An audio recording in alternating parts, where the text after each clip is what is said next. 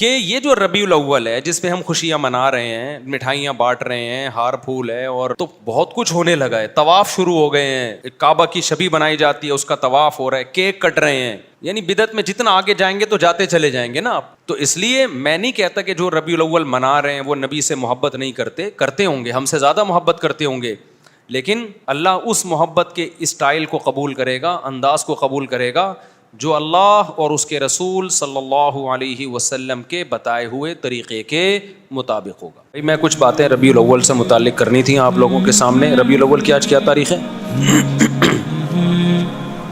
ربیع الاول بس آ ہی رہا ہے نا, 12 ربیع الاول. دیکھو چند دلائل میں ہمیشہ سے دیتا ہوں, ان کو ریپیٹ کر دیتا ہوں. نبی صلی اللہ علیہ وسلم نے فرمایا میری امت کے 73 فرقے ہوں گے. یہی فرمایا نا آپ نے, فرمایا کلہم فی النار, سب کے سب جہنم میں ہوں گے سوائے ایک کے. صحابہ نے پوچھا یا رسول اللہ وہ کون سا فرقہ ہوگا؟ آپ نے فرمایا ما انا علیہ و اصحابی, جس پر میں اور میرے صحابہ تھے.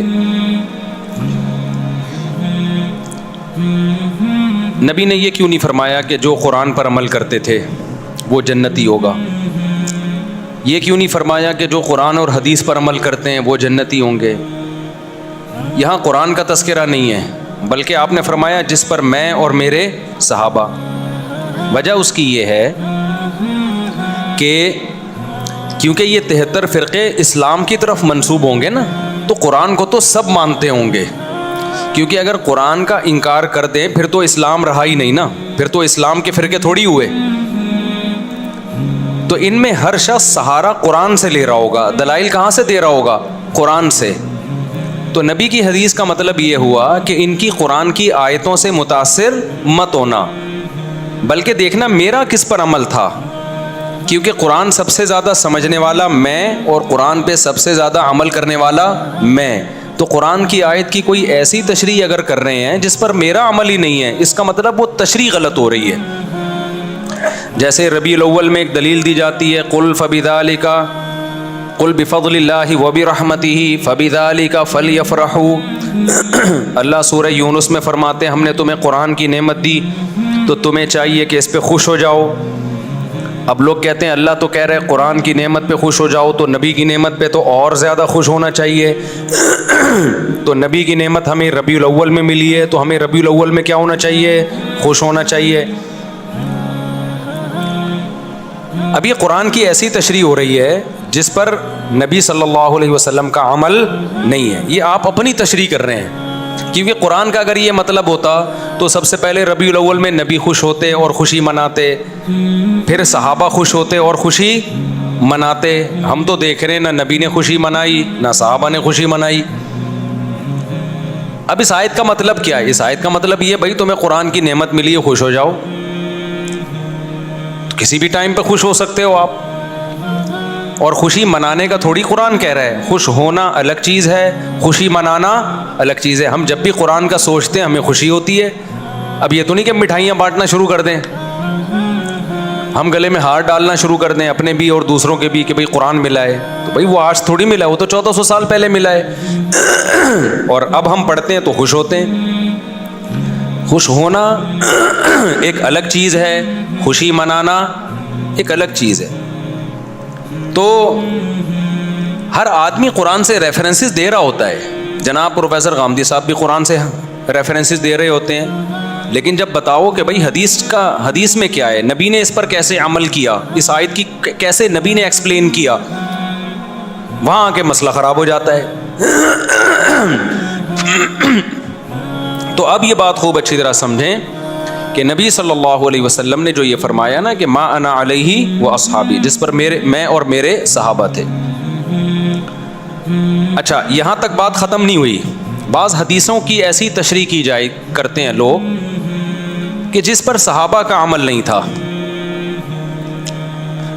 تو نبی نے صرف یہ نہیں فرمایا کہ جس پر میں, بلکہ آپ نے اپنے ساتھ کس کو ایڈ کیا ہے؟ صحابہ کو بھی. کیونکہ جیسے قرآن کی آیتوں کی غلط تشریح کی جاتی ہے, اسی طرح حدیثوں کی بھی غلط تشریح کی جاتی ہے. 3 طلاق کا 3 ہونا یہ تمام صحابہ کا فتویٰ ہے, اب کوئی آپ کے سامنے حدیث پیش کر رہا ہے کہ 3 طلاقیں ایک ہوتی تھیں، تو سمجھ لو کہیں گڑبڑ کر رہا ہے، وہ حدیث کو ایکسپلین کرنے میں غلطی ہو رہی ہے، اس سے حدیث کا مطلب سمجھنے میں غلطی ہو رہی ہے اس سے کیونکہ کسی ایک صحابی سے بھی نہیں ملتا کہ اکٹھی 3 طلاق کو ایک کہا انہوں نے. سارے صحابہ اکٹھی 3 کو کتنا کہتے ہیں؟ 3 کہتے ہیں. ہمارے پیغمبر نے معیار بتا دیا. بھائی کوئی حدیث کو ایسے ایکسپلین کر رہا ہے کہ صحابہ کے اگینسٹ جا رہی ہے، نہیں ماننا اس کو. فرقے سارے یہیں سے بنتے ہیں. کوئی قرآن کا لیبل لگا کے فرقہ بنائے گا، کوئی حدیث کا لیبل لگا کے. اسی وجہ سے کیا کہا گیا ہے کہ جو جنتی فرقہ ہے نا وہ ہے اہل سنت والجماعت، جو سنت کو بھی مانتا ہے اور صحابہ کے اجماع کو بھی مانتا ہے، جماعت صحابہ کو بھی مانتا ہے. قرآن و سنت کی وہ تشریح نہیں کرتا جو صحابہ سے میچ نہیں کرتی. اس حدیث سے ہمیں پتہ چلتا ہے کہ بھئی جو اہل سنت والجماعت ہیں وہ جنتی فرقہ ہے. سمجھ میں آ رہی ہے بات کہ نہیں آ رہی؟ لیکن آج بڑا مسئلہ یہ ہے کہ جو آدمی کسی بھی غلط چیز کی طرف جائے گا وہ لیبل بہت اچھا لگا لے گا. مثال کے طور پر ہمارے ہاں بہت سے حضرات ایسے ہیں جو اسلاف کے اقوال کو نہیں مانتے. نام سلفی رکھ لیا انہوں نے. میں سارے سلفیوں کو برا نہیں کہہ رہا، لیکن بہت ایسے ملیں گے کہ اسلاف کے جب قول ان کے سامنے پڑھ پڑھ کے سنائے جائیں وہ نہیں مانتے اس کو، لیکن کہتے اپنے آپ کو کیا ہیں؟ سلفی کہہ رہے ہوتے ہیں. رنگی کو نارنگی کہیں، تند مال کو کھویا، چلتی کو گاڑی کہیں. جو چلتی بھی چیز ہے اس کو لوگ کیا کہتے ہیں؟ گاڑی. گاڑی کا مطلب تو گڑی بھی ہے. اور جو تند مال ہے اس کو کہتے ہیں جو اتنا بہترین مال کو کھویا، یعنی گویا ہم نے دودھ بھی کھو دیا یہاں پہ. اور نارنگی، حالانکہ وہ تو رنگی بھی چیز ہے نا، اتنا کلر پیارا ہوتا ہے، اس کو لوگ کیا کہتے ہیں؟ نارنگی، یعنی رنگی نہیں ہے اس میں.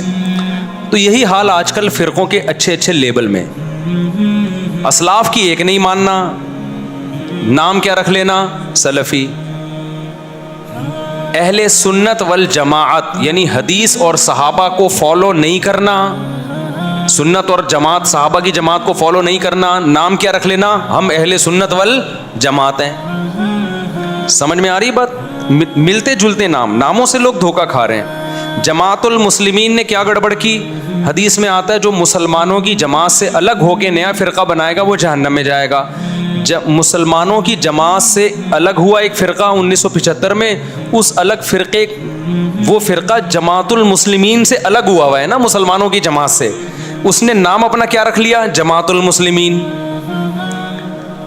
تو یہ ملتے جلتے ناموں سے دھوکہ کھانے کی بالکل بھی ضرورت نہیں ہے. یہ لیبل ہے مارکیٹ میں چل رہے ہیں. میں بار بار ایک مثال دیتا ہوں کہ ایک آدمی نے چینی کی بوری پہ چاول لکھا ہوا تھا. لوگوں نے پوچھا بھائی اس کے اندر چینی ہے، باہر چاول کیوں لکھا ہوا ہے؟ کہتا ہے مکھیوں کو دھوکہ دینے کے لیے. تو بتاؤ مکھی دھوکے میں آ جائے گی؟ مکھی تو دھوکے میں نہیں آتی، کیونکہ بوری کے اندر جو چینی کی خوشبو ہے وہ اس کو لائے گی. آپ لیبل سے دھوکے میں آتے ہو. جو اپنے آپ کو سلفی کہتے ہیں آپ سمجھتے ہو یہ اسلاف کے قول اقوال پر عمل کرتے ہیں. جو اپنے آپ کو اہل سنت والجماعت کہتا ہے آپ سمجھتے ہو یہ حقیقت میں اہل سنت والجماعت ہیں.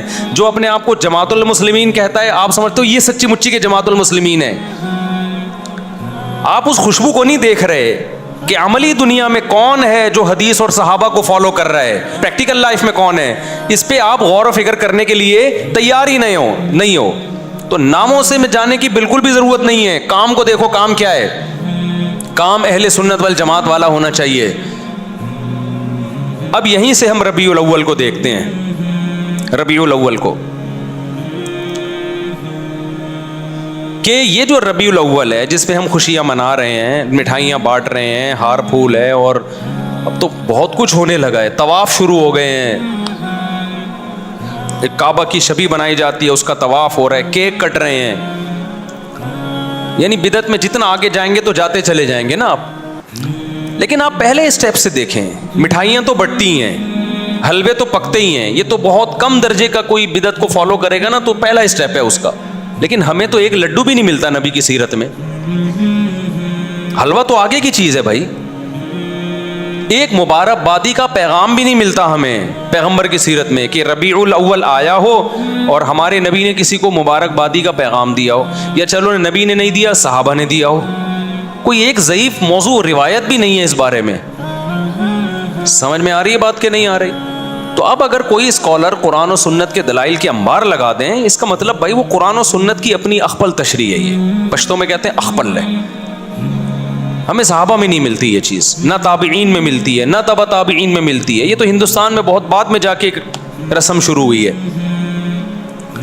تو اس لیے میں نہیں کہتا کہ جو ربیع الاول منا رہے ہیں وہ نبی سے محبت نہیں کرتے ہوں گے، ہم سے زیادہ محبت کرتے ہوں گے، لیکن علم نہ ہونے کی وجہ سے محبت کا رخ ٹھیک بولو نہیں ہے. میں کسی پہ الزام نہیں لگاتا کہ وہ نبی سے سب نبی کی محبت میں ہی رہے ہیں، کیک بھی کٹ رہے ہیں اور بتیاں بھی لگا رہے ہیں، ہار پھول بھی، اور کچھ لوگ تو ناچ گا بھی رہے ہیں، کر رہے ہوں گے. لیکن بھائی یہ محبت وہ ہے جو آپ کے، یہ وہ اسٹائل ہے جو آپ کا اپنا اسٹائل ہے. اللہ اس محبت کے اسٹائل کو قبول کرے گا، انداز کو قبول کرے گا جو اللہ اور اس کے رسول صلی اللہ علیہ وسلم کے بتائے ہوئے طریقے کے مطابق ہوگا. تو پہلی بات تو یہ ہوئی کہ ہمیں صحابہ، تابعین، تبع تابعین، اہل سنت والجماعت کے فقہ میں 4 امام ہیں. فقہ کہتے ہیں قرآن و سنت کے جو مسائل مرتب کیے ہیں وہ کنہوں نے کیے ہیں؟ 4 اماموں نے. امام ابو حنیفہ، امام مالک، امام شافعی، امام احمد بن حنبل. یہ وہ اسکالرز ہیں جن کو پوری اہل سنت والجماعت نے مانا ہے. جیسے حدیث میں امام بخاری کو امام مانا نا، لوگ کہتے ہیں نا کہ امام حنیفہ کے امام ہونے کی کیا دلیل ہے، ہمارے امام تو صرف پیغمبر ہیں. بھائی امام ابو حنیفہ کو امام فقہ میں مانا جاتا ہے ایک خاص جزئیے میں، کہ نبی صلی اللہ علیہ وسلم تو نبوت میں امام ہے، سب کے امام ہیں. اس کی مثال ایسے جیسے امام بخاری حدیث میں امام ہیں یا نہیں. اب کوئی کہے نہیں ہمارے امام صرف امام نبی صلی اللہ علیہ وسلم ہے، تو ابے بھائی تو کدھر کی کدھر لگا رہا ہے. اس سینس میں ہم تھوڑی امام ابو حنیفہ کو امام بولتے ہیں، ہم اس سینس میں امام ابو حنیفہ کو امام بولتے ہیں جس سینس میں ہم امام بخاری کو حدیث کا امام بولتے ہیں. تو اسی سینس میں ہم امام ابو حنیفہ کو فقہ کا امام بولتے ہیں. فقہ کا مطلب کیا ہے؟ قرآن و حدیث سے مسائل مرتب کر کے ہمارے سامنے پیش کیے، انہوں نے کیے یا ان کے شاگردوں نے ان کے حکم پہ کیے، لیکن یہ انداز ان کا تھا. ایک مرتب شکل میں ہمارے پاس اسلامی قانون آئے، ایک ریسرچ ہو کے. یہ کام امام شافعی نے بھی کیا، امام مالک نے بھی کیا، امام احمد بن حنبل نے بھی کیا، اور بھی کچھ اماموں نے کیا، لیکن وہ پنپ نہیں پایا امت میں. اللہ کی طرف سے اس کو مقبولیت نہیں ملی. علماء صالحہ نے اس کو اس طرح قبول نہیں کیا، ان کے کام کو ایکسیپٹ کیا. جیسے بہت سارے محدثین گزرے ہیں، لیکن سب تو مشہور نہیں ہوئے نا. جن سے اللہ نے کام لیا، جن کو امت میں مقبولیت ملی، وہ امام ابو داؤد ہیں، امام بخاری ہیں، امام مسلم ہیں، امام بہقی ہیں، اور امام ابن ماجہ ہیں. تو یہ مشہور لوگ ہیں جن کو بس اللہ کی مرضی ہوتی ہے، امت میں کسی کو اللہ مقبولیت عطا کر دیتے ہیں جس سے اللہ دین کا کام لینا چاہیں. تو اس سینس میں امام حنیفہ کو امام کہا جاتا ہے. کچھ لوگ کہتے ہیں ہمارے امام تو صرف محمد صلی اللہ علیہ وسلم ہے، اور کوئی ہمارے امام نہیں ہے. ان کو اپنے دماغ کے علاج کی ضرورت ہے. ایک صاحب کہنے لگے، میں نے کہا قائد اعظم نے فرمایا. اس نے کہا قائد اعظم جو ہے نا صرف پیغمبر صلی اللہ علیہ وسلم ہے. قائد اعظم مطلب سب سے بڑے قائد، وہ صرف محمد صلی اللہ علیہ وسلم ہے. ابے میں نے کہا کدھر کی کدھر لگا رہا ہے. قائد اعظم ہم اس سینس میں نہیں کہتے کہ نبی کے مقابلے میں، وہ تو یقیناً پیغمبر صلی اللہ علیہ وسلم ہے. قائد اعظم کا مطلب جتنے دنیا میں اس زمانے میں امام جو محمد علی جناح کے دور میں جو بھی قائدین ہیں جنہوں نے اپنے قوموں کی آزادی کے لیے محنت کی، اس سینس میں ہم قائد اعظم کہتے ہیں. تو آج کل سینس لیس لوگ ہیں اور وہ ہمیں کہہ رہے ہیں ہم سے دین سیکھو، جن کو امام کے لفظ کا مطلب نہیں. امام ہر جگہ مختلف معنی میں استعمال ہوتا ہے. اب آپ کو ہمارے امام مفتی طارق مسعود صاحب ہیں، اگلا کہ ہمارے امام تو صرف جو ہے وہ محمد صلی اللہ علیہ وسلم ہے. تو آپ کہو بھائی ہم مسجد کے امام کی بات کر رہے ہیں، نماز میں ہمارے امام مفتی صاحب ہیں. اگلا بولے نہیں، نماز میں بھی ہمارا امام محمد صلی اللہ علیہ وسلم ہے. آپ کہو بھائی اصل میں یوں بتانا چاہ رہا ہوں کہ نماز میں، جمعے کی نماز میں ہمارے امام مفتی طارق مسعود صاحب ہیں. آپ کہیں نہیں، جمعے میں بھی ہمارا امام کون ہے؟ محمد صلی اللہ علیہ وسلم ہے. ہم ان کو دیکھیں گے. اس کا مطلب یہ پاگل ہے، یہ کیا ہے؟ اس سے بحث کرنا فضول ہے. تو امام ابو حنیفہ کو محمد صلی اللہ علیہ وسلم کے مقابلے میں امام نہیں کہا جاتا. امام ابو حنیفہ کو اس سینس میں امام کہا جاتا ہے کہ رسول اللہ صلی اللہ علیہ وسلم سے جو حدیثیں منقول ہیں، اسی طرح قرآن سے اور صحابہ کے جو اقوال ہیں ان کو چھانٹی کر کے ان میں بحث مباحثہ کر کے دلائل کی قوت کی زور سے ایک رائے قائم کر کے اسلامی لا کو ریٹن فارم میں لانا اور پھر پوری دنیا کے علماء کا اس پہ اعتماد کرنا یا بڑی دنیا کا اس پہ اعتماد کرنا، اس سینس میں ان کو امام کہا جاتا ہے۔ سمجھ میں آ رہی ہے بات کہ نہیں آ رہی ہے؟ اس سینس میں امام کہا جاتا ہے۔ تو اہل سنت والجماعت کے فقہ میں جو حدیثوں میں امام بخاری بھی امام ہے، امام مسلم بھی ہے، امام ابو داؤد بھی ہیں۔ اب اگر کوئی حدیث کی آج ایسی تحقیق لا رہا ہو جو امام بخاری کی تحقیق سے میچ نہیں کر رہی، تو آپ اس کی تحقیق کو مانو گے؟ اٹھا کے دیوار پہ پھینک دو گے، بولا کہ تو نیا آیا ہے کیا؟ یہ کام ائمہ محدثین پہلے کر چکے ہیں۔ اسی طرح یاد رکھو فقہ میں یہ چاروں کو امام مانا گیا ہے، اور ان کے شاگردوں کو ان کے بعد امام مانا گیا ہے، اور ان کے شاگرد صدیوں سے چلتے چلتے آج تک آ رہے ہیں۔ امام شافعی کے بھی امام احمد بن حنبل یہ امام بخاری کے استاذ ہیں۔ اب سوچو امام بخاری کا استاذ کیا بلا ہوگا، وہ میں بلا برے سینس میں نہیں کہہ رہا، ان علم میں کیا مقام ہوگا جو امام بخاری کے کیا ہیں، استاذ ہیں۔ اور پھر امام احمد بن حنبل کے استاذ ہیں امام شافعی، سمجھ رہے ہو؟ پھر امام شافعی کے استاذ ہیں محمد ابن حسن جو امام ابو حنیفہ کے شاگرد ہیں، اور امام محمد بن حسن کے استاذ کون ہیں؟ امام ابو حنیفہ۔ تو انہوں نے مرتب کیا ہے، ان کے شاگردوں نے کیا، لیکن انہی کے حکم پہ اور انہی کے اقوال کو ترتیب دے کے نا، کتاب الوضو، کتاب الزکوٰۃ، کتاب الصوم۔ اس سے پہلے یہ ترتیب ہمیں نہیں ملتی تھی، جیسے حدیثوں کی ترتیب نہیں ملتی تھی ہمیں، حدیثیں تو تھیں، ترتیب نہیں تھی۔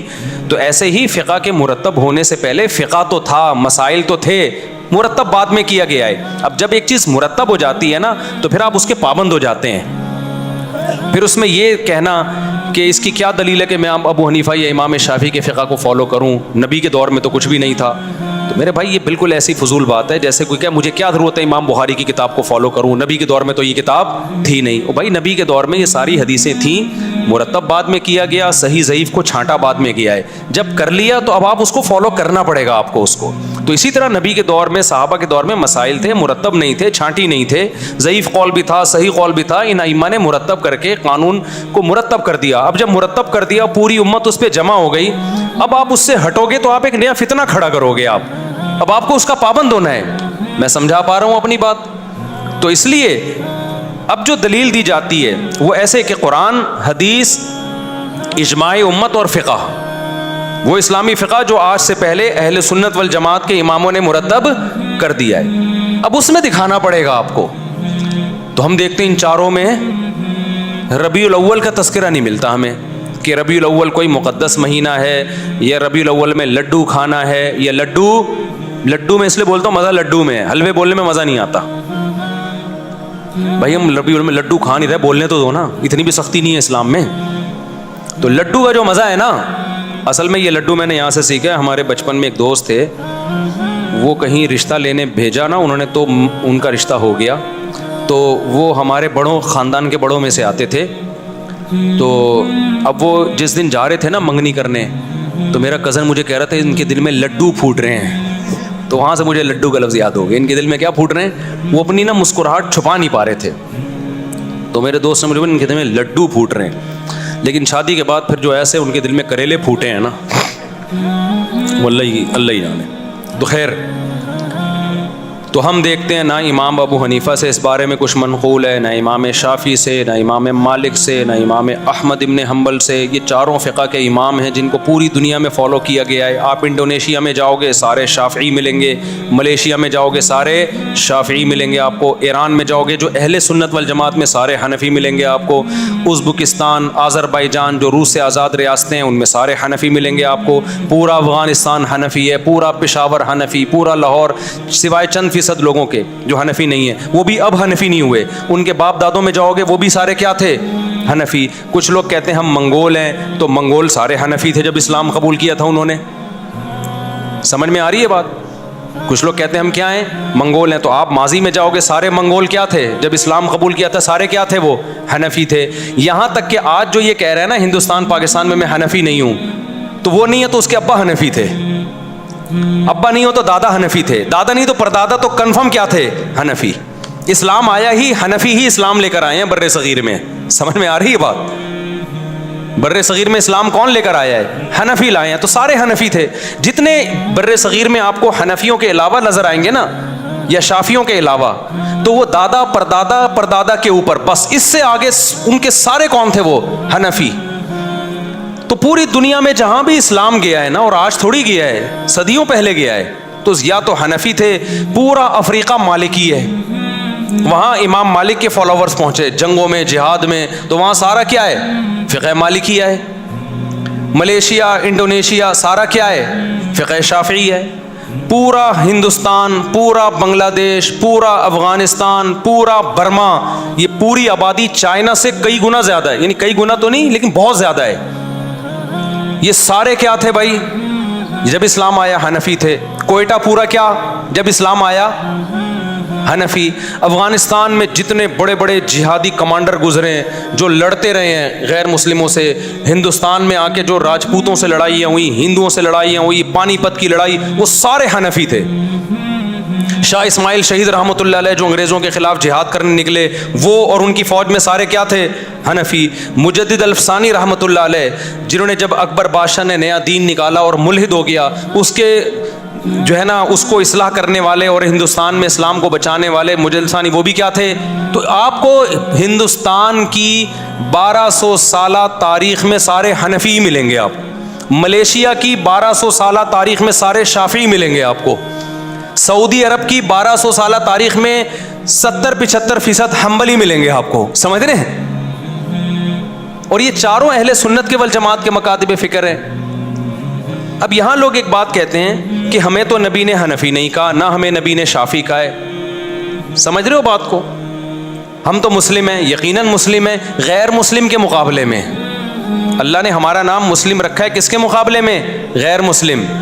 لیکن جب اہل سنت والجماعت میں ہی قانون مرتب ہو گیا تو اس قانون میں اگر کوئی ایک مکتبہ فکر کو فالو کر رہا ہے تو وہ دوسرے مکتبہ فکر سے جو اپنی پہچان الگ کرے گا، مسلم کہہ کے نہیں کرے گا۔ اب کوئی شافعی یہاں بیٹھا ہوا ہو، مجھ سے پوچھے آپ کیا ہیں، میں کہا مسلم، تو کہے گا میں کیا غیر مسلم نظر آ رہا ہوں تجھے؟ تو حنفی کہا جاتا ہے شافعی کے مقابلے میں، حنبلی کہا جاتا ہے شافعی کے مقابلے میں، اور اس کی ضرورت کبھی پڑتی نہیں ہے، کبھی پڑے تو کہا جاتا ہے، ورنہ پڑتی نہیں ہے ضرورت اس کی۔ سمجھ رہے ہو گے؟ میں تو ابھی صرف یہ بتانے کے لیے بتا رہا ہوں کہ یہ جو آج کل نئے نئے مارکیٹ میں فرقے آ رہے ہیں نا کہ ہمارا کوئی فقہی دین نہیں، نہ ہم حنفی ہیں نہ شافعی ہیں، ان کے ابا دادا پردادا کیا تھے؟ سارے حنفی تھے۔ اب یا تو وہ سارے غلط تھے یا یہ غلط ہیں، تو لوگ بڑے آرام سے کہہ دیتے وہ سارے غلط تھے۔ وہ سارے کیا تھے؟ غلط۔ میرے ایک بیان پہ کسی نے کمنٹس کیے کہ اگر صدیوں سے مسلمان غلط چیز پہ چلے آ رہے ہیں تو کیا ہم اس غلطی پہ باقی رہیں کیا؟ یہ کمنٹ بہت دفعہ آتے ہیں میرے بیان پہ۔ مفتی صاحب بار بار یہ کہتے ہیں کیا یہ سارے صدیوں سے غلط تھے؟ کیا یہ سارے صدیوں سے غلط تھے؟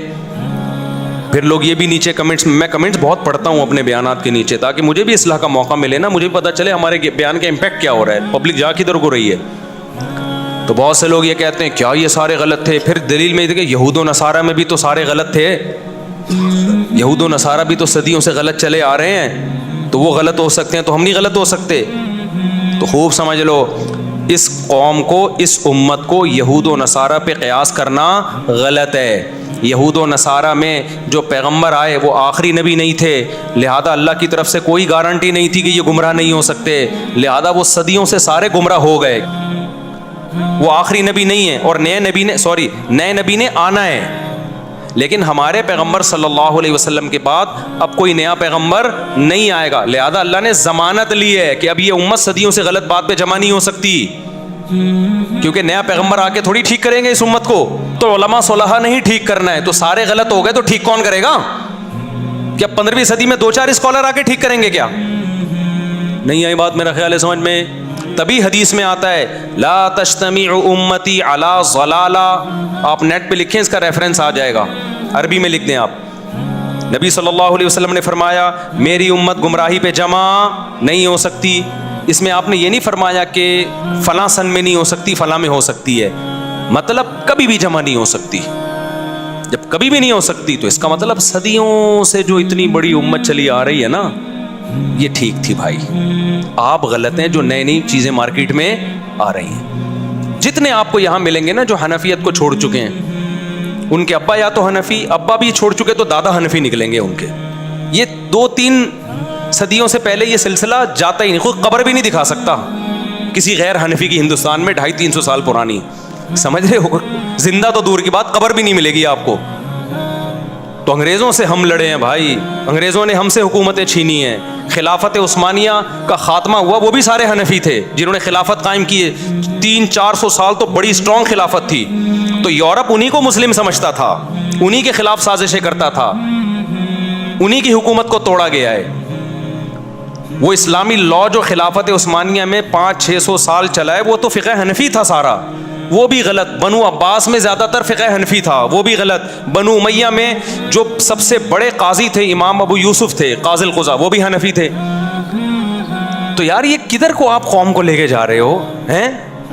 کوئی غیر مسلم جب اسلام قبول کرے اور آپ کو حنفی شافی سارے غلط ہوتے ہیں, ایک دین محمدی پہ آ جاؤ, تو غیر مسلم اس نعرے سے اٹریکٹ تو بہت ہوگا, لیکن اس کو ایک بہت بڑا سوال پیدا ہوگا کہ جب ہم کتابوں کی طرف جاتے ہیں, ہم علماء کی سیرت پڑھتے ہیں, تو 4 طبقات ملتے ہیں کتابوں میں.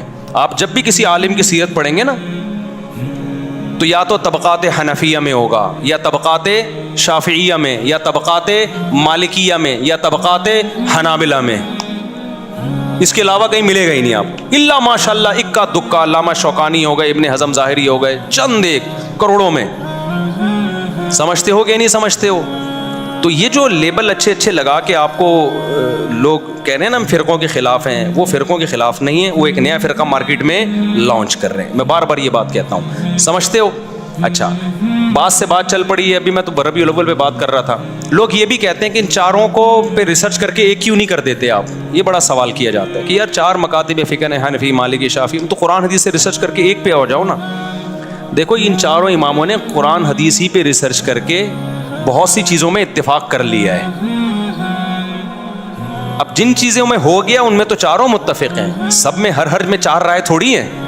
بہت سے مسائل ایسے ہیں جن میں ریسرچ ہوئی 3 امام ایک طرف ہو گئے, بہت سے مسائل میں ریسرچ ہوئی 2 کی رائے ایک طرف اور 2 کی ایک طرف. کچھ مسائل ایسے ہیں جن میں 1 کی رائے ایک طرف اور تینوں کی دوسری طرف. وہ ریسرچ کے بعد ہی ہوئی ہے. اب جب ہو گئی, اب اس اختلاف کو ختم نہیں کیا جا سکتا, کیونکہ اب اس کو ختم کرنے کے لیے بیٹھیں گے تو نئی آرا اور وجود میں آئیں گی. اتھارٹی کون ہے جو یہ فیصلہ کرے گی کہ یہ صحیح ہے وہ غلط ہے؟ یہ تو ایک نئی جنگ میں امت چلی جائے گی نا. اب اس کا حل یہی ہے کہ ایک کو فالو کرو, دوسرے کو برا مت کہو, کیونکہ وہ بھی قرآن حدیث سے, یہ بھی قرآن حدیث سے ہے. تو امت صدیوں سے اس ٹریک پہ چل رہی ہے اور بڑی کامیابی سے چلی ہے. اسی ٹریک پہ چلتے ہوئے دنیا پہ حکومت کی ہے. ہندوستان میں ہم نے 1000 سال حکومت کی. اگر ہم ہندوستان میں بیٹھ جاتے ہیں نا کہ نہیں یہ غلط ہے, نیا بناؤ, تو نیا نہیں بنتا. مسلمانوں کی تلواریں آپس میں ہی چلتی رہتی, ایک دوسرے سے مناظروں میں ہی ساری صلاحیتیں برباد ہو جانی تھیں. سمجھتے ہو کہ نہیں سمجھتے ہو؟ تو منگول بھی کیا تھے بھائی؟ حنفی تھے وہ. تو اگر کوئی کہہ رہے کہ میں یوں, تو وہ باپ دادا سارے ان کے حنفی نکلیں گے آپ. تو اچھا, اور اگر پھر بھی میں کہتا ہوں کوئی نہیں مانتا ان چاروں مکاتب فکر کو, وہ کہتا ہے یہ غلط ہیں چاروں, ہم صرف مسلم ہیں, یقیناً ہم صرف مسلم ہیں, لیکن جہاں ضرورت ہوگی, جہاں فقہا کا اختلاف ہوگا, تو پھر تو مینشن کرنا پڑے گا نا میں کس کی رائے کو فالو کرتا ہوں. لیکن اگر آپ نہیں مانتے, آپ کہتے ہو چاروں غلط ہیں, میں قرآن و حدیث پہ لوگوں کو لاؤں گا. آپ کے خیال میں یہ تورات اور انجیل پہ لے کر آئے ہیں, ہم قرآن و حدیث پہ لاتے ہیں, تو پھر میں آپ سے کہتا ہوں پھر آپ بھی ایک فقہ مرتب کر دو. کتاب الوضو, کتاب الزکوٰۃ, کتاب الصوم ایک لکھو جس پہ آپ کے مسلک کے سارے علماء کے دستخط ہوں. لیکن ایسا پاسبل نہیں ہے, کیونکہ ایک کی ایک رائے ہوگی, دوسرے کی دوسری رائے ہوگی, تیسرے کی, اور اتنا اختلاف ہوگا جو چاروں اماموں میں بھی نہیں ہے. اتنا بڑا ایک اختلاف, تو 5واں مرتب ہی نہیں ہے کوئی. تو مرتب نہیں ہے تو ہم کیسے لوگوں کو کہیں کہ اس کو فالو کرو؟ ہے ہی نہیں. اب میں آتا ہوں ربیع الاول کی طرف. تو اب مجھے بتاؤ, قرآن میں ہے ربیع الاول منانے کا, حدیث میں ہے. اگر قرآن کی آیتیں سے آپ نکالتے بھی ہو, تو ہم پیغمبر کی سیرت میں ہمیں کیوں نظر نہیں آتا؟ صحابہ کی سیرت میں ہمیں نظر کیوں نہیں آتا؟ تابعین کی سیرت میں, چاروں اماموں کی کتابوں میں کیوں نہیں ہے؟ وہ تو زیادہ ماہر تھے وہ تو. اور ہمارے جو حضرات ہیں جو ربیع الاول مناتے ہیں, وہ تو امام حنیفہ کو کہتے ہیں اپنے آپ کو کہ ہم ان کی اتباع کرتے ہیں. وہ تو اپنے آپ کو حنفی کہتے ہیں. تو فقہ حنفی کی کتابوں میں دکھا دیں بھائی, جو معتبر کتابیں ہیں, اس میں بھی کہیں نہیں ملے گا آپ کو. اب رہ کیا اب رہ گئے ہمارے جذبات. تو دین جذبات کا نام نہیں ہے. دین کس کا نام ہے؟ اللہ, اس کے رسول کی اطاعت کا نام ہے. اب میں ایک بات آپ سے کر کے اپنی بات کو ختم کرتا ہوں. کہ دیکھو ہمیں حدیث میں ملتا کیا ہے کہ نبی صلی اللہ علیہ وسلم نے اپنی ولادت کے دن کو کیسے منایا ہے، منایا بھی ہے کہ نہیں منایا۔ ہمارے نبی صلی اللہ علیہ وسلم کی صحیح حدیث سے ثابت ہے کہ آپ پیر کے دن پیدا ہوئے، یہ بات سب مانتے ہیں، امت کا اتفاقی عقیدہ ہے کہ نبی کس دن پیدا ہوئے؟ پیر کے دن۔ آپ صلی اللہ علیہ وسلم پیر کے دن روزہ رکھا کرتے تھے۔ صحابہ نے پوچھا تو آپ نے فرمایا یہ میری ولادت کا دن ہے۔ مجھے بتاؤ روزہ اور عید یہ جمع ہو سکتے ہیں؟ بولو، عید کے دن کوئی روزہ رکھتا ہے؟ حالانکہ آپ صلی اللہ علیہ وسلم نے اور کوئی بھی ایسا کوئی دن منایا نہیں ہے، صرف ایک ولادت کو منایا، کس طرح سے؟ روزہ رکھ کے۔ اس میں یقیناً یہ حکمت تھی کہ امت اس کو سیلیبریٹ کرنا نہ شروع کر دے، اس کو تہوار کے طور پہ منانا نہ شروع کر دے، روزہ رکھ کے مہر لگا دو کہ اس میں تہوار اور عید کا عنصر ختم۔ اگر آپ صلی اللہ علیہ وسلم روزہ نہ رکھتے تو یہ نیوٹرل ہوتا ہے، یہ دن نہ تہوار کا ہوتا نہ روزے کا ہوتا۔ پھر بھی تہوار منانا جائز نہیں تھا، کیونکہ تہوار کے لیے ثبوت کی ضرورت تھی، قرآن و سنت سے ثبوت دکھانا چاہیے۔ ہم خود سے تو کوئی عید نہیں بنا سکتے نا بھائی، ایک عید الفطر ہے اس کی ہمیں دلیل ملتی ہے، ایک عید الاضحیٰ ہے اس کی دلیل ملتی ہے، بیچ میں کسی دن کو ہم عید منا لیں تو جائز ہوگا؟ لوگ بولیں گے قرآن حدیث سے دکھاؤ۔ تو اگر نبی صلی اللہ علیہ وسلم نے پیر کے دن روزہ نہ بھی رکھا ہوتا تو بھی یوم ولادت کو سیلیبریٹ کرنا یا تہوار کے طور پہ منانا ہمارے لیے جائز نہیں ہوتا، کیونکہ بخاری مسلم کی حدیث ہے لکل قوم عید ولنا عیدان۔ آپ نے فرمایا ہر قوم کے لیے ایک سال میں ایک دن تہوار کا ہوتا ہے، اور ہمارے کتنے ہیں؟ دو، تو دو، ایک عید الفطر اور ایک عید الاضحیٰ۔ یہاں تک بات کلیئر ہو گئی۔ لیکن ہمارے نبی نے اس سے آگے بڑھ کے باقاعدہ روزہ رکھا، اور روزہ اور تہوار جمع نہیں ہو سکتے۔ تو تہوار کا تو کانسیپٹ ہی ختم ہو گیا ہے۔ آپ کہہ سکتے ہو ہم رات کو مناتے ہیں عید میلاد النبی، ہم دن میں تھوڑی مناتے ہیں، ہم کب مناتے ہیں؟ رات کو۔ اور بڑی مشکل میں اسلامی تہوار جتنے بھی ہوتے ہیں دن میں ہوتے ہیں، راتوں میں غیر مسلموں کے تہوار ہوتے ہیں۔ عیسائیوں کی کرسمس صبح 8 بجے ہوتی ہے، رات کو 12 بجے ہوتی ہے۔ رات کو عیسائیوں کو دیکھا ہوگا سج دھج کے بتیاں وتیاں لگا کے جو بھی وہ کرتے ہیں۔ ہمارے تہوار دن کی روشنی میں، جبکہ دن میں نبی نے روزہ رکھ لیا۔ اب ایسا نہ ہو آپ 12 بجے کو روزہ رکھنا شروع کر دو، پیر کا روزہ ہے، 12 کا تو روزہ بھی نہیں ہے۔ یہ تو میں سمجھانے کے لیے، کیونکہ روزے کے لیے بھی ثبوت چاہیے۔ ویسے تو سال میں کسی بھی دن روزہ رکھو، آپ اسپیشل اس دن کو زیادہ فضیلت سمجھ کے روزہ رکھنا یہ جائز نہیں ہے۔ تو نبی نے اپنے یوم ولادت میں روزہ رکھا۔ پہلی بات، تہوار رات کو نہیں ہوتے، اسلامی تہوار کب ہوتے ہیں؟ دن میں ہوتے ہیں۔ کیوں؟ اسلام نے دن کی روشنی میں، کیونکہ رات کے نا جب خوشی مناتا ہے تو برائیوں کی طرف ذہن جاتا ہے انسان کا، شراب کباب کی طرف جاتا ہے۔ تبھی دیکھو کرسمس میں کتنی شرابیں پی جاتی ہیں، کتنا کچھ ہوتا ہے الٹا پلٹا۔ اسلام نے کانسیپٹ رات سونے کے لیے، عبادت کے لیے، دن کیا ہے؟ خوشی کے لیے۔ صبح صبح ہم عید کی نماز کیسے نہا دھو کے آتے ہیں، اس بہانے بہت سے پوستی صبح اڑے جاتے ہیں، اس بہانے کتنا نورانی وقت ہوتا ہے۔ جمعہ بھی ایک چھوٹی عید ہے، حدیث میں اس کو بھی مجازن عید کہا گیا ہے۔ اس میں بھی خطبہ ہوتا ہے جیسے عیدوں میں ہوتا ہے، اس میں بھی 2 رکعتیں ہوتی ہیں جیسے عید میں۔ جمعے کی وہی شرائط ہیں جو عید کی شرائط ہیں۔ جمعہ گاؤں میں نہیں ہوتا، صحابہ کرام گاؤں سے جمعہ شہر میں پڑھنے آیا کرتے تھے۔ عید کی نماز بھی گاؤں میں نہیں ہوتی۔ جمعے کے لیے بھی کچھ شرطیں ہیں کہ اتنے افراد ہوں گے تو جمعہ ہوگا۔ عید کے لیے بھی شرطیں ہیں کہ اتنے افراد ہوں گے تو عید کی نماز ہوگی۔ 2 آدمی عید کی نماز نہیں پڑھ سکتے، 2 آدمی جمعے کی نماز بھی نہیں پڑھ سکتے۔ عید میں بھی خطبہ ہے، جمعے میں بھی کیا ہے؟ خطبہ۔ عید کے دن روزہ رکھنا بھی حرام، اور اسپیشلی جمعے کو خاص کر کے روزہ رکھنے کو بھی نبی نے ناپسند کیا ہے۔ تو ساری باتیں جمعے میں عید والی پائی جاتی ہیں کہ نہیں پائی جاتی؟ اب آپ ذرا دلائل کو سمجھیں، اس سے پتہ چلتا ہے جمعے میں بھی عید کا کانسیپٹ ہے۔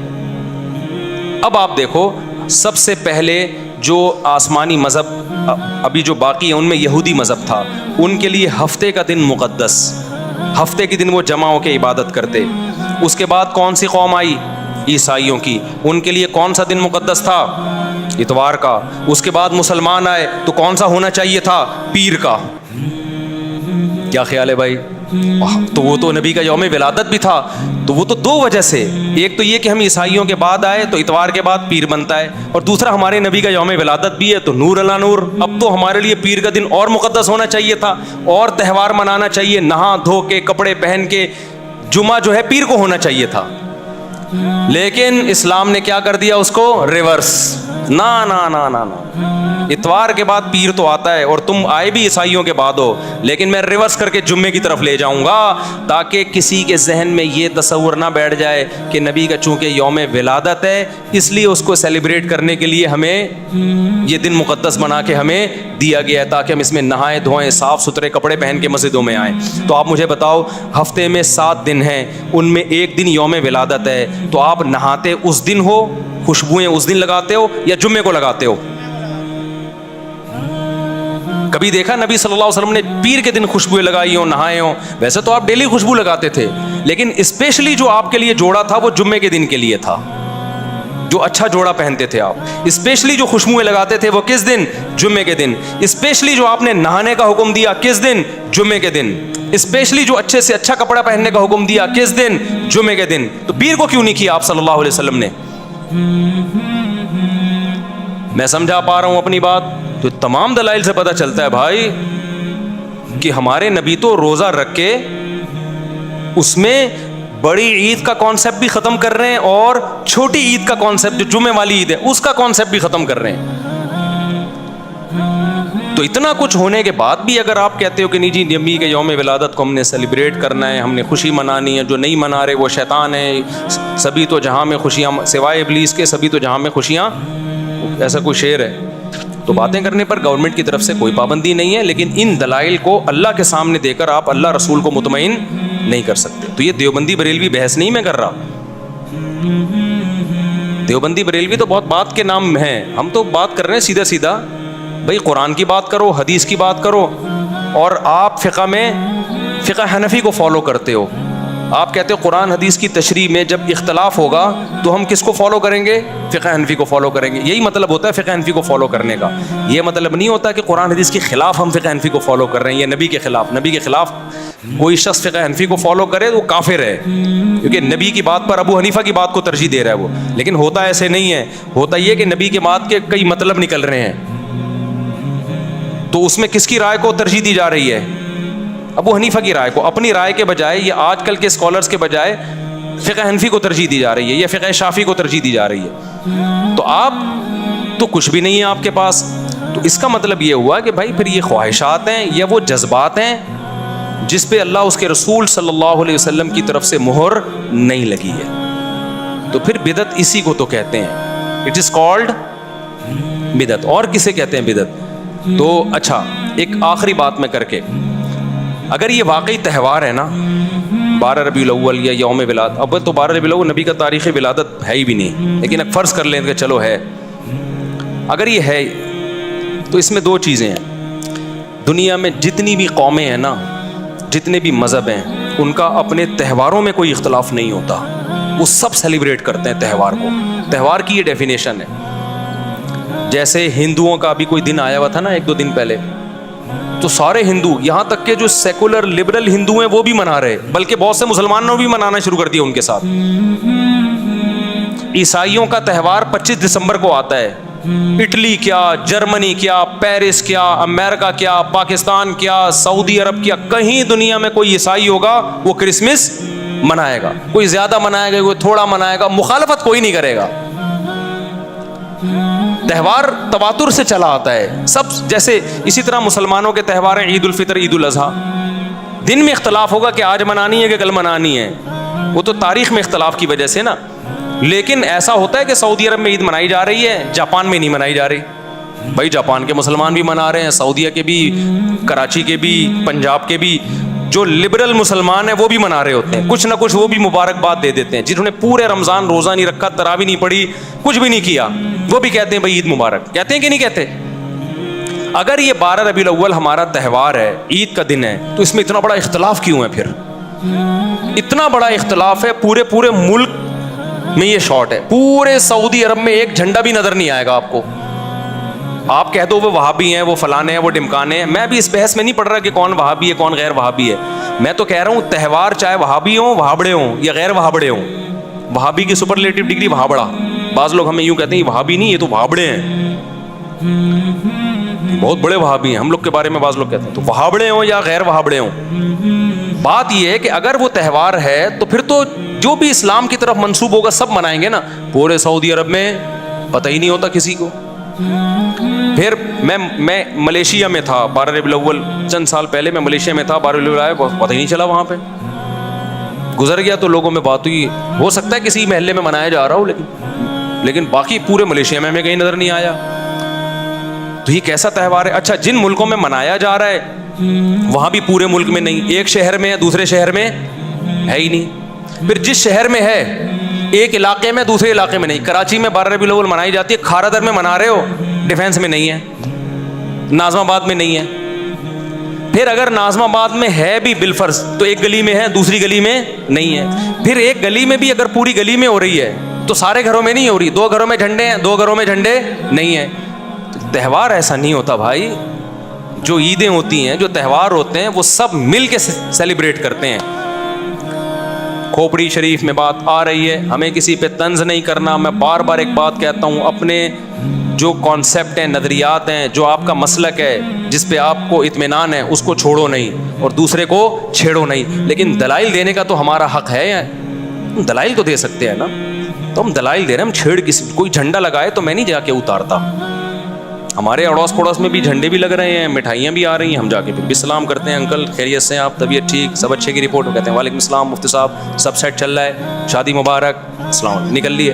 ہم یہ نہیں کہتے یہ جھنڈا کیوں لگایا ہوا ہے، حلوے کیوں کھا رہے ہو. بھائی چھیڑنا نہیں ہے کسی کو. ہم نے ہمارے جو بس میں تھا ہم نے دلائل سامنے رکھ دیے. سمجھ میں آ جائے ٹھیک ہے، نہیں سمجھ میں آئے تو بھی ٹھیک ہے بھائی. اگر اللہ آپ کو بخش دے تو ہمیں کوئی اعتراض نہیں ہے.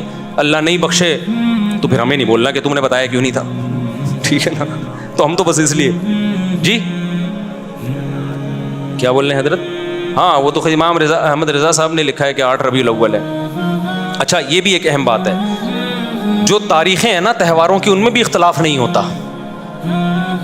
یہاں تاریخ میں بھی اختلاف ہے. کسی نے کہا 8 ربیع الاول ہے، کسی نے کہا 12 ربیع الاول ہے، کسی نے کہا 9 ربیع الاول ہے. اور غنیت الطالبین میں تو شیخ عبد القادر گیلانی رحمۃ اللہ علیہ کی طرف منسوب ہے کہ محرم ہے. تو یہ تو 12 کے لفظ پہ خود ہے کہ بہت کوئی کسی صحیح حدیث میں تو 12 ربیع الاول کا ہے ہی نہیں. صحیح حدیث میں صرف اتنا ہے کہ پیر کے دن پیدا ہوئے. کوئی صحیح حدیث نہیں دکھا سکتے آپ اس میں کہ 12 کو نبی صلی اللہ علیہ وسلم پیدا ہوئے. تو بھائی جو اسلام کمپلیٹ ہو چکا ہے ہم نے اسی کو فالو کرنا ہے. وہ وہی ہے جو صحابہ تابعین لے کر آئے اور ائمہ مجتہدین نے اس کو کتابوں میں محفوظ کیا. اس سے ہٹنے کی آپ کو اجازت نہیں ہے. ہٹو گے تو پھر خاردار جھاڑیاں ہیں. اور ایک اہم بات یہ بھی کہ بدعت کے پاؤں نہیں ہوتے. بدعت چینج ہوتی ہے، سنت چینج نہیں ہوتی. دیکھو فجر کی 2 فرض سنت ہے نا، 1400 سال سے 2 ہی چلے آ رہے ہیں. چینجنگ ہوئی اس میں، لیکن بدعت میں چینجنگ ہوتی ہے. ربیع الاول پچھلے سال جس اسٹائل سے منایا جا رہا تھا اس سے پچھلے سال وہ اسٹائل آپ کو نہیں ملے گا. اس سے پہلے نہیں، 100 سال پہلے جو منایا جا رہا تھا وہ بالکل ہی ڈیفرنٹ تھا. اس میں کیک کاٹنے کا، لڈو کا تصور ہی نہیں تھا. اس میں صرف جلسے ہوتے تھے اور ہار پھور اور تھوڑا بہت. تو ہر سال اس میں کیا ہو رہی ہے؟ چینجنگ. سنت ایک جیسی رہتی ہے، بدعت میں چینجنگ ہوتی رہتی ہے اور یہ ہر سال بدعت بڑھتی ہے. اب تو بہت سے بریلوی علماء بھی پریشان ہیں کہ یار یہ کیا ہو رہا ہے. مفتی منیب صاحب کا کتنی دفعہ بیان آیا ہے کہ یہ ہماری قوم چل کس طرف پڑی ہے، یہ کیا تماشا ہو رہا ہے. آپ نے سنا ہوگا کئی دفعہ انہوں نے بھی احتجاج ریکارڈ کروایا ہے نا. بھائی جب آپ نے بدعت کی ایک چیز رکھ دی ہے تو پھر قوم کو لگام کس اصول پہ دیں گے آپ؟ مثال کے طور پر آپ اذان سے پہلے الصلاۃ والسلام علیک یا رسول اللہ پڑھتے ہیں. ہمارے پاس جواب آسان ہے، بھائی نبی کے دور میں یہ نہیں ہوتا تھا تو ہم نہیں پڑھیں گے. آپ نے کہا اس میں ممانعت بھی نہیں ہے نا، درود پڑھنا تو بذات خود اچھا کام ہے، تو ہم اگر اذان سے پہلے پڑھ لیں تو کیا جا رہا ہے. اب آپ پھنسو گے. کیسے پھنسو گے؟ کل کوئی شخص اٹھے گا اور اذان ختم کرے گا لا الہ الا اللہ اور کہے گا محمد الرسول اللہ. ہم تو اس کو روکیں گے، ہم کہیں گے بھائی نبی سے اللہ اکبر سے لے کے لا الہ الا اللہ تک اذان ثابت ہے، نہ اس سے پہلے کچھ ایڈ کرو نہ اس کے بعد. آپ کس بیس پہ روکو گے؟ وہ کہے گا بھائی محمد الرسول اللہ کی مخالفت بھی تو نہیں ہے نا، میں کوئی غلط بات تھوڑی کر رہا ہوں. کلمہ تو مکمل نہیں ہوتا جب تک نبی کی رسالت کا اقرار نہ کیا جائے. تو یہ دکھاؤ نبی نے منع کہاں کیا ہے, تو آپ دکھا سکتے ہو؟ تو وہ چینج ہوگی. کل کوئی آئے گا وہ محمد رسول اللہ بھی کہے گا, پرسوں کوئی آئے گا تو وہ کہے گا اذان سے پہلے بھی اذان سے بعد بھی صلاۃ والسلام, ترسوں کوئی آئے گا. اب آپ دیکھو ہمارے ہاں مسجدوں میں کتنے آرام سے امام اور مقتدی سکون سے چلے جاتے ہیں. اینڈ ٹائم پہ امام مصلی پہ آتا ہے, نماز جیسے کہ سنت ہے. کتنی حدیثوں میں ہے کہ نبی صلی اللہ علیہ وسلم جب مصلی پہ آتے جماعت کھڑی ہوتی اس وقت, ہے کہ نہیں ہے؟ اور جب فرض نماز ختم کرتے تو امام اور مقتدی کا رشتہ ختم ہو جاتا. یہ حدیثوں میں ہے, سب آزاد ہوتے. ہمارے یہاں کتنا آسان ہے, میں آیا مصلی پہ نماز پڑھائی, اس کے بعد میں آزاد ہوں, وہیں سنتیں پڑھوں, بہتر ہے گھر جا کے پڑھوں, ختم کہانی. لیکن اگر آپ قرآن و سنت کو فالو نہیں کرتے, خود بھی پھنستے ہو, دوسرے بھی پھنستے ہیں. اب بہت سی مسجدوں میں ہم نے دیکھا ہے امام صاحب آئیں گے, پہلے سے بیٹھے ہوئے ہوں گے, تنخواہ اتنی مل رہی ہے جتنی ہمیں مل رہی ہے. ذمہ داری کیا ہو رہی ہے امام کی؟ ڈبل. وہاں کے امام غصہ کرتے کہہ رہے یار یہ دیوبندی مولویوں کے بڑے مزے ہیں یار, آئے اور پتلی گلی سے نکل لیے, تنخواہ اتنی مل رہی ہے جتنی کس کو مل رہی ہے؟ ہم کو. اب وہ آئیں گے, بیٹھیں گے, پہلے اقامت ہوگی, حی علی الصلاۃ پہ کھڑے ہوں گے سب, پھر امام کو اجتماعی دعا کرانی ہے لمبی جہری. وہ آپ نے ایک امام کو ٹینشن میں ڈال دیا, مقتدی بھی نہیں اٹھ کے جا رہے, وہ ایک ٹینشن میں آ گئے. آپ کہہ سکتے ہو دعا سے کوئی ٹینشن میں نہیں آتا, یقیناً نہیں آتا جب اپنی مرضی سے مانگ رہا ہو. جب گن پوائنٹ پہ مانگ رہا ہو تو بھی ٹینشن ہی ٹینشن ہے, پھر ٹینشن ہی ٹینشن ہے. وہ اپنی مرضی سے تھوڑی مانگ رہا ہے, اس کو پتا میں گیا تو لوگ کہیں گے بھابڑا, نماز پڑھاتے ہی نکل لیا. امام کو یہ ہوتا ہے کہ ابے مجھے بھابڑا بولیں گے, تو اب وہ بیٹھا ہے بیچارہ, وہ دعا کرا رہا ہے یا اللہ, بڑی لمبی دعا ہوتی ہے. پھر وہ بھی کافی نہیں ہے, دعا کے بعد امام نے سنتیں بھی وہیں پڑھنی ہے, پھر سنتوں کے بعد ایک اور جہرن لمبی دعا مانگنی ہے اس نے. تو بیچارہ یہ گن پوائنٹ پہ ہو رہا ہے. تو وہ امام کا حوصلے کو داد, میں کہتا ہوں تنخواہ ڈبل کرو کم از کم. خیر, تو اسی طرح عید میں جو گلے ملنے والا کانسیپٹ ہے, ہم بار بار کہتے ہیں رسول اللہ صلی اللہ علیہ وسلم سے یہ ثابت نہیں ہے. ہم آسانی سے مشکل سے بڑی آسانی سے نکل گئے ہم. اب میں جب عید کی نماز پڑھاتا ہوں, میں لوگوں سے کہتا ہوں بھائی ہول سیل کے حساب سے سب کو دعائیں, ٹھیک ہے نا, مبارک, اور پتلی گلی سے نکل لی ہم.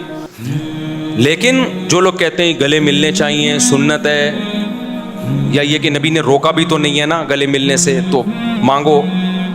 وہ عید کے دن جو ٹینشن ہوتی ہے نا, وہ جس پہ گزرتی ہے وہی جانتا ہے.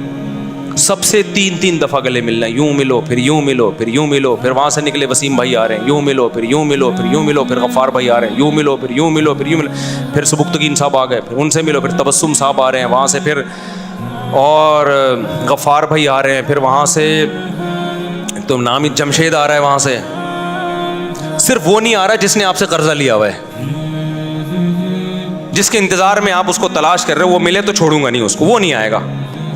کس قدر ٹینشن ہے یار, کس قدر ٹینشن. ایک گلی سے گزرنا مشکل, یوں جا رہے ہو وہاں سے 10 آدمی آ رہے ہیں, ابے تینوں سے گلے ملو, پھر وہاں سے ٹن مارا ادھر سے 20 آدمی آ رہا ہے, خود بھی مصیبت میں, دوسرے بھی مصیبت میں. ہلکا پھلکا رکھو یار, عید ہے, کوئی عذاب تھوڑی ہے. تو ہم کتنے آرام سے پتلی گلی سے نکل لیتے ہیں. میں جو عید پڑھاتا ہوں تو السلام علیکم جی, پتلی گلی نکلو گئے. لوگ بھی نہیں ملتے, کہہ رہے ہیں بس کافی ہے. کوئی پرانا دوست آ گیا تو چلو مصافحہ کر لیا اس سے, بہت ہو گیا, کوئی پرانا آ گیا تو چلو. گلے ملنا بذات خود حرام تو نہیں ہے نا, لیکن اس کا التزام کرنا کیا ہے, یہ ناجائز ہے. اس کو سنت سمجھنا ناجائز ہے. تو اتنی ٹینشن یار, اتنی ٹینشن. تو بدعت میں جب بھی انسان جاتا ہے اپنے لیے بھی ٹینشن اور دوسروں کے لیے بھی ٹینشن, اور جب بھی سنت پہ رہتا ہے خود بھی ہلکا پھلکا اور دوسرے بھی ہلکے پھلکے.